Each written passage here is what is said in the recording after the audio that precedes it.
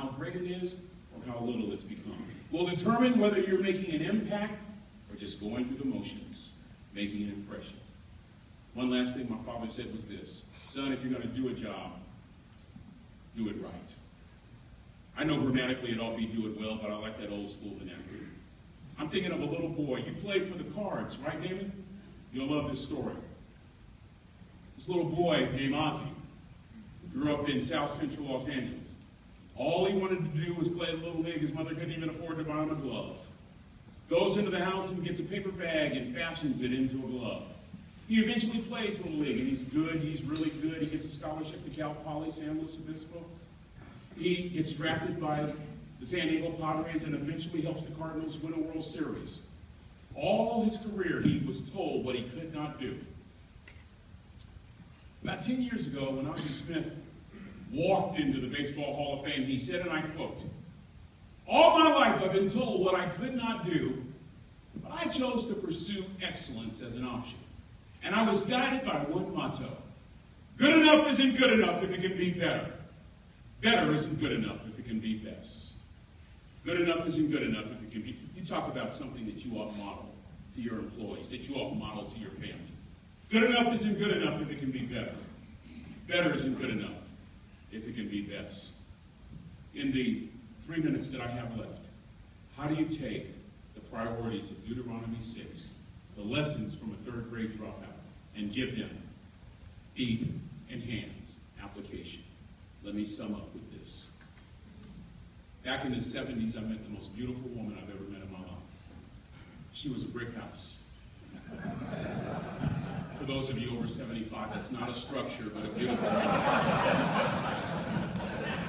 There was only one little problem. Back in the 70s, ladies liked baseball players and golfers and swimmers. They liked basketball players. If they liked football players, you had to be a running back, a quarterback, or a wide receiver. Do I have any former running backs in here, or quarterbacks, or wide receivers? Just raise your hands. Several of you. I see you. Punks. Anyway, so after this dance, after the football game, we go to this dance, find out her name is Trina. All my buddies are dancing with her. When it's my turn to dance with her, I get carried away in the middle of the dance and ask her for her phone number. Trina was the only woman in college who gave me her actual, real phone number. The next day, I called her and asked her if she would go on a date with me to Baskin & Robbins Ice Cream Parlor. She said yes, and my buddies couldn't believe it. We go on a 2nd date, we go on a 3rd date, we go on a 4th date. We started going together. My buddies were in shock. In fact, I took Trina to visit my mom and dad. My daddy, my hero, pulled me aside and said, "Is she psycho?" But anyway,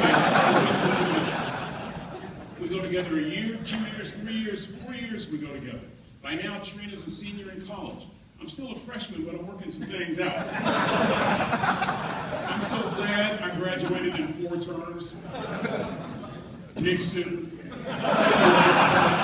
Reagan. We eventually get married. We have a couple of children. Our lives are absolutely great. One day, a friend says, "Why don't you consider Texas A&M? There's word that the President of the United States, when he is out of office, may even choose to build his library in College Station. They're going to need scholars in every discipline, including communication scholars," which I was. And never, ever thought I'd live in Texas. I'd come here for family reunions. And, you know, I'm living in California. I come to College Station, fall in love. I say to my family, we'll stay in College Station for 2 years, and I'll go back to Berkeley or Stanford. That was '92. I retired from Texas A&M in 2007. How many of you know that your plans, God just laughs at them? How many of you just know that? So Trina and I and the boys came here, and one day she found a lump in her left breast, diagnosed with breast cancer. 6 years later, me and my 2 little boys walked up to Mommy's casket and said goodbye. I tell you that story for a very important reason: the application of what I've been saying the past 45 minutes. You know how I learned Deuteronomy 6:5? I learned from a dying wife how to live for Christ. I paid the ultimate price. I learned from a dying wife how to live for Christ. 2 days before Trina died, she looked at me with no hair, tummy that pooched out, liver no longer working. She weighed about 75 pounds. And she said to me, honey, it doesn't matter to me any longer how long I live. What matters is how I live. You know what she was saying? My priority is to love the Lord my God with all my heart, with all my soul, and with all my mind. You know what she taught me? She taught me to empty my closet of a lot of unnecessary stuff. Men, the first chance you get, I want you to go home and check out the condition of your closet. And I'm not talking about the one in your bedroom. You know what Trina taught me? Get close to that Word of God. Like David was saying, to wear out that Bible. One of my very best friends in all the world is that man right there, Dwight Edwards. He was with me as the morticians were taking Trina's body to the funeral home. He said one line. His priority was Christ, and he said one line that I held on to for the next several years. He said, and I quote, I don't know why God chose to take Trina home, but I know that God is sovereign. And I held on to that line. I held on to that line. Dwight would preach Trina's funeral. So he came over to the house a couple days before the funeral, and he said, let me see Trina's Bible. And I was ashamed. I didn't want to show it to him. I said, Dwight, I can't show you her Bible. He says, I need to see her Bible. It'll tell me everything I need to know about her walk with Christ. I said, her Bible is worn out. Her Bible is falling apart. The pages are coming out. The binding is coming off. I had never used this word before in my life. I said, her Bible is tattered. I don't remember anything about the funeral except one stanza. Dwight holds up Trina's Bible and says, this is Trina's Bible. It's well used. It's worn out. It's tattered.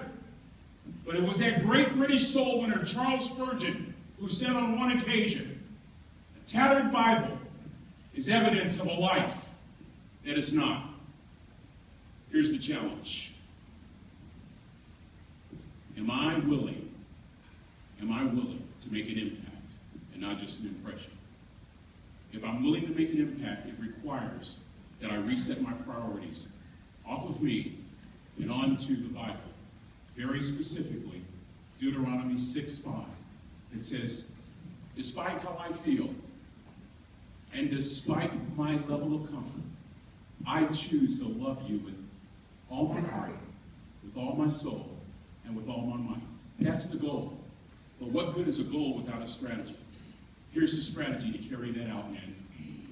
The most important thing that I can leave my kids, the most important thing I can leave my precious grandchildren, and the most important thing that I can leave you, wonderful men, is the strategy for carrying out Deuteronomy 6:5. And here it is, simply and unwittingly. The most important thing I can leave you is an empty closet and a tattered Bible.